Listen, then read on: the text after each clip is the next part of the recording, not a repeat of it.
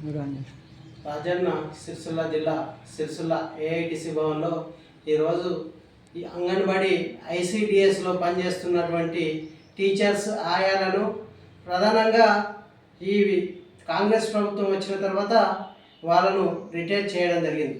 కానీ రిటైర్ చేసి అట్టి చేతులతో ఇంటికి పంపించడం జరిగింది. ప్రధానంగా మేము ఒకటే అడుగుతా ఉన్నాం, ఈ ఒక ప్రాంతంలో ఇలా తెలంగాణ రాష్ట్రంలో అదేవిధంగా కేంద్రం రాష్ట్రం కలిపి ఐసిడిఎస్ నిర్మించడం జరిగింది.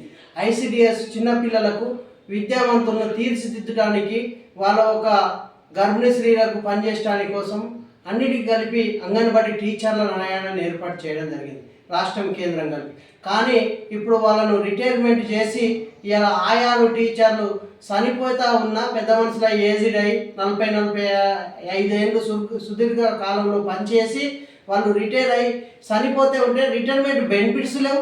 వాళ్ళకు మట్టి ఖర్చులకు కూడా మొన్న మేము పీడీ సార్ గారిని అడగడం జరిగింది. సిరిసిల్ల అడిగితే వాళ్ళు రిటైర్ అయ్యారు, వాళ్ళకి ఇస్తామని చెప్పడం జరిగింది. కానీ మళ్ళీ తర్వాత రోజు ఏం చెప్పారు కదా అంటే వాళ్ళు ఇంత ఉన్నత స్థాయిలో ఉన్న వాళ్ళని తెలిసింది మేము ఎంక్వైరీ చేస్తే వాళ్ళకి ఏం రావని చెప్పి. ఇలా ప్రధానంగా ఉంటేంది లేకపోతే వాళ్ళ స్తోమతకు తగ్గట్టు నిరుపేద కుటుంబాలలో ఇలా ఎస్సీ ఎస్టీ మైనార్టీ కులాలకు చెందినటువంటి అంగన్వాడీ టీచర్లు ఆయాలు పనిచేస్తూ ఉన్నారు. ఇలా చిన్న స్థాయి కుటుంబాలు కూడా వాళ్ళకు గడవలేక ఆ ఒక స్కూళ్ళల్లో పనిచేసుకుంటూ కుటుంబాలు గడిపే వాళ్ళు ఉన్నారు. కానీ వాళ్ళని ఎలాంటి ఆలోచన చేయకుండా ఇలా మట్టి ఖర్చులకు ఇచ్చే 10,000 కూడా అవి ఇయ్యలేని పరిస్థితులలో రిటైర్ అయ్యి చనిపోతూ ఉన్నారు. ఈ ప్రభుత్వం కాంగ్రెస్ ప్రభుత్వం ఆలోచన చేయవలసిన అవసరం ఉంది. వెంటనే అంగన్వాడీ టీచర్లు ఆయాలు ఎవరైతే రిటైర్మెంట్ చేసారో టీచర్కు ₹1,00,000 ఇస్తామన్నాయి, ఆయాకు ₹1,00,000 ఇస్తామని, టీచర్కు ₹2,00,000 ఇస్తామని వెంటనే వాళ్ళకు ఇవ్వాలి. అదేవిధంగా ఇలా ప్రధానంగా చూస్తే నూతనంగా వాళ్ళను ఎన్నిక చేస్తామని చెప్పేసి మొన్న స్టడీ పరంగా తీసుకోవడం జరిగింది.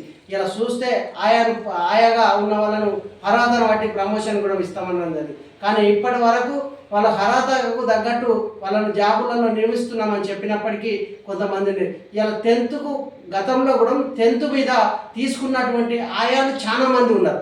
ఆ ఆయాలను ఇప్పుడు వాళ్ళను అదే సీనియారిటీ ఉంటుంది కాబట్టి ఇలా కొన్ని సబ్జెక్టివ్ అయిన వాళ్ళు కూడా ఉన్నారు. ఆ సబ్జెక్టివ్ అయిన వాళ్ళని కూడా ఇలా ఇంటర్వ్యూ రాసిన వాళ్ళను వెంటనే ఆ ఒక జీతాల మన ఉద్యోగాలలో భర్తీ చేయాలని కూడా మేము ఏఐటీసీగా కోరుతా ఉన్నాం.